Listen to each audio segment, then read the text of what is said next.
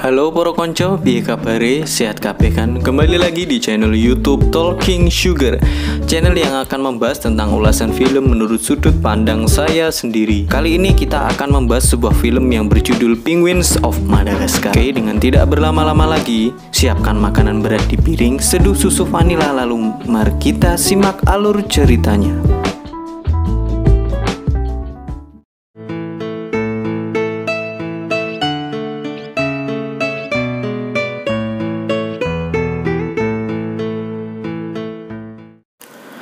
Cerita ini diawali dengan masa kecil skipper Kowalski dan Rico di Antartika saat mereka sedang ikut berbaris, namun kaget saat melihat teman sekeliling membiarkan telur terjatuh dan tidak menyelamatkannya.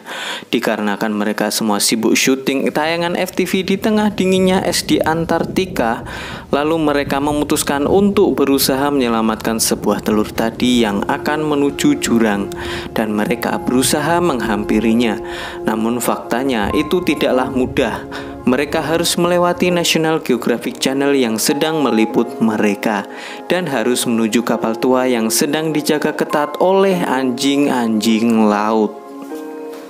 Setelah itu mereka berhasil menyelamatkan telur tersebut dan adegan aksi pun terjadi. Skipper yang tidak sengaja memukul telur tersebut, akhirnya keluarlah bayi penguin yang bernama Private. Dan itulah penyebab mereka menjadi Penguins of Madagascar, dan film pun baru saja dimulai.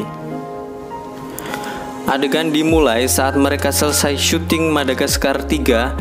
Mereka berencana untuk mencuri sebuah barang yang ada di brangas yang paling sulit dibobol. Apakah barang tersebut? Saya kira mereka akan mencuri emas-emasan seperti orang pada umumnya. Namun faktanya yang mereka cari hanyalah makanan ringan untuk merayakan ulang tahunnya Private. Tiba-tiba mereka disedot oleh kotak pengambil makanan ringan dan dibawa ke Venesia, Italia.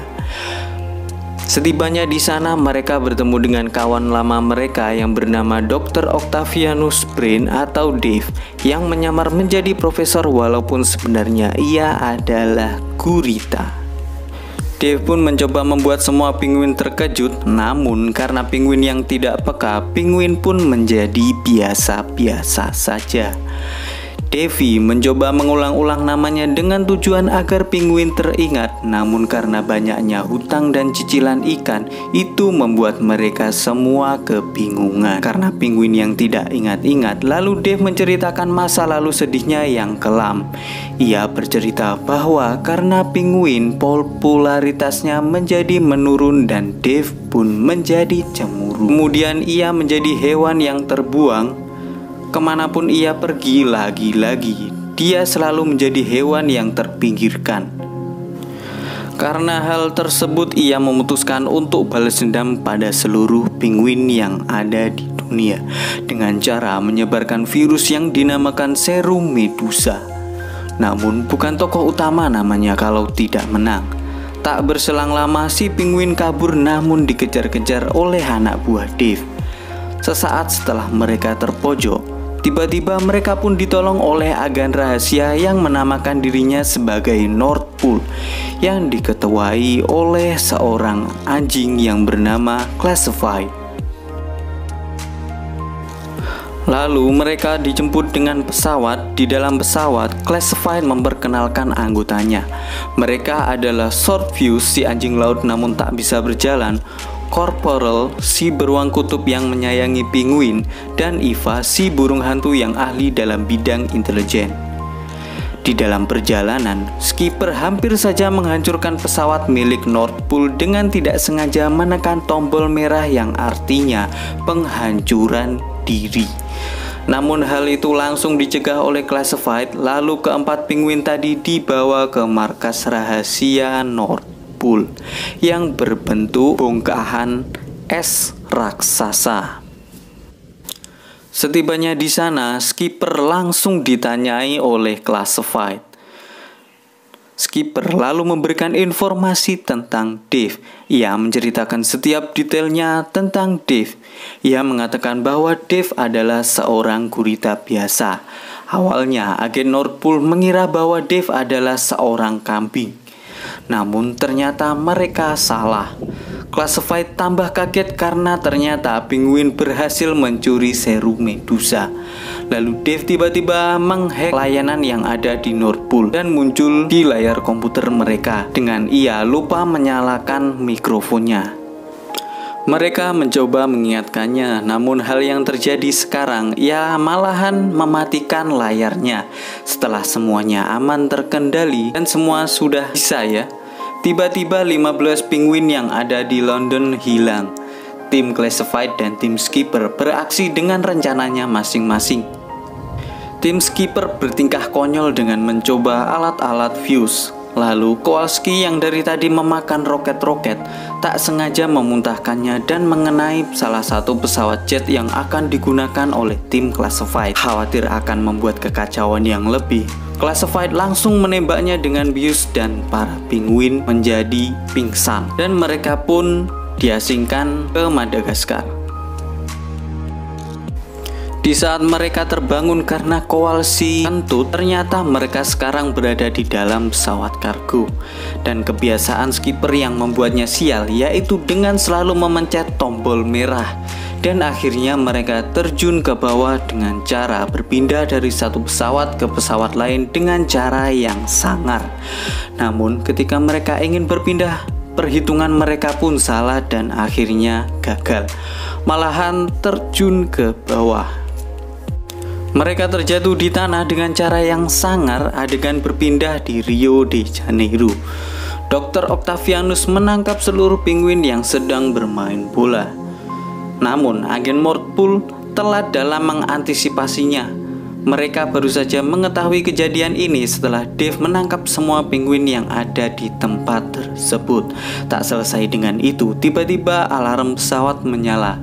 Pemberitahuan mengatakan kalau paketan berupa keempat penguin tadi telah hilang dari pesawat.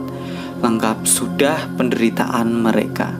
Beruang yang mendengar hal itu langsung frustasi dan merasa kelaparan.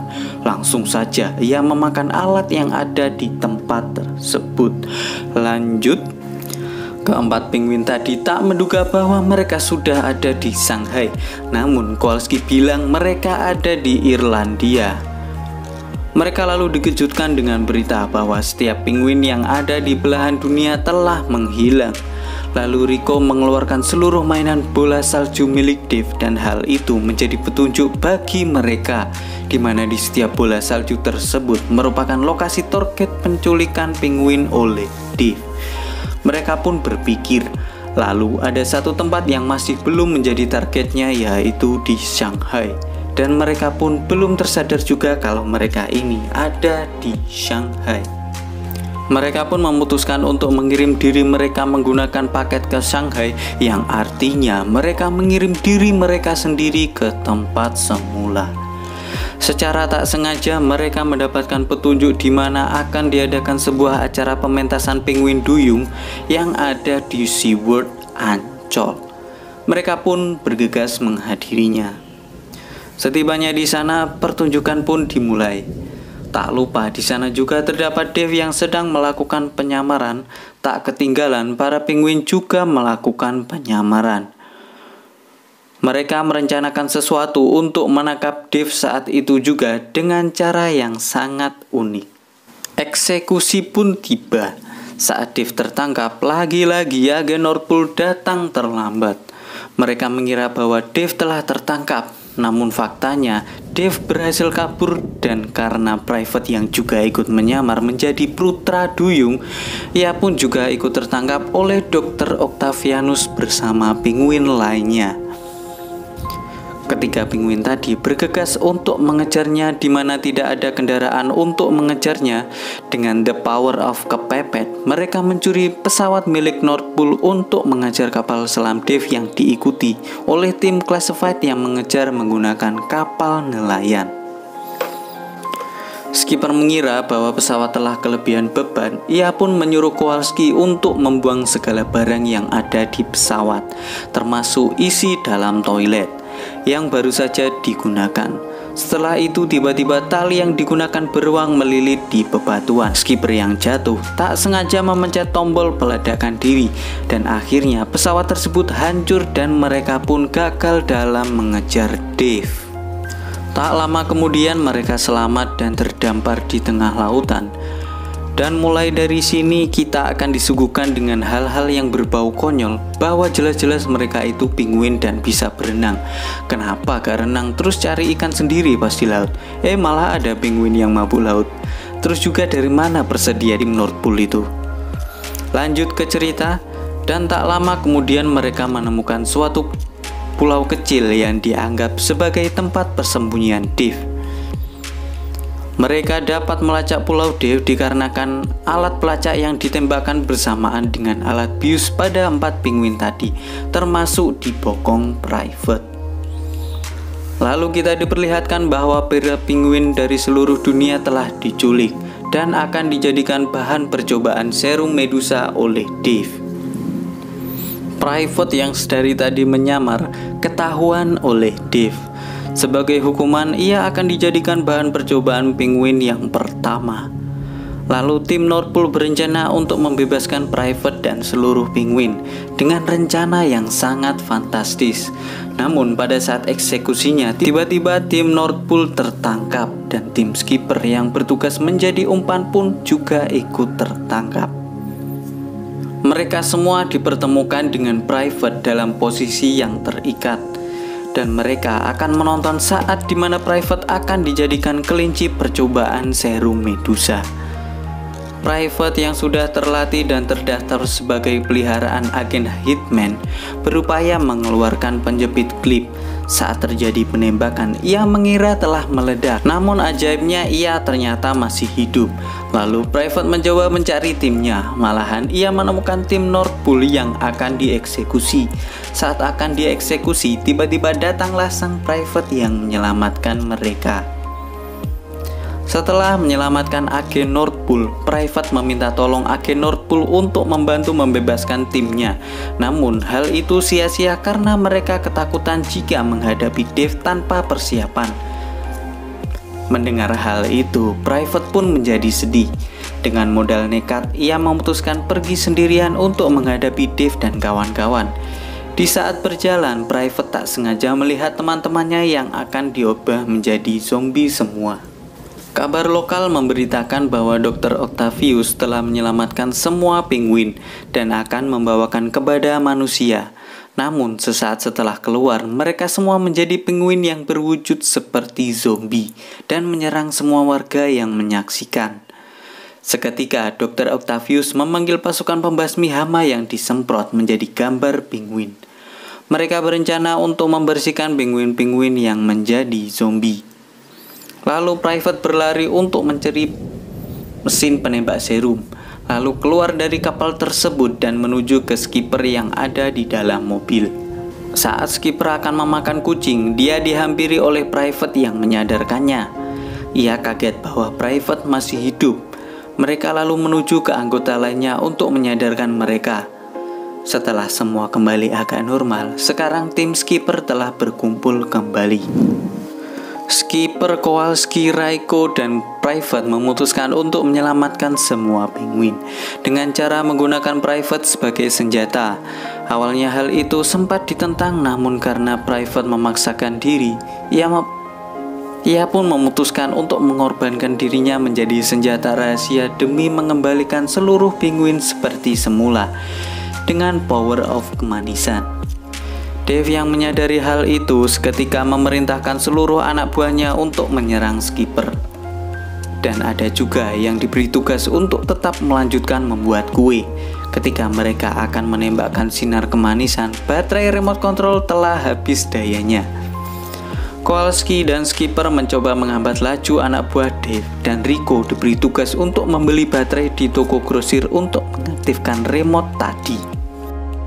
Karena Rico yang lama banget, keadaan skipper dan Kowalski semakin terpojok, dan Rico semakin bingung ketika memilih snack mana yang paling enak. Untungnya agen North Pole datang dan memberikan bantuan. Seketika kapal gurita milik Dave hancur berkeping-keping, dan juga mereka disedot oleh truk sampah. Keadaan semakin genting. Mereka hampir saja tak bisa menahan serangan anak buah Dave. Melihat Dave terbang, Rico pun bergegas. Hampir saja mereka gagal.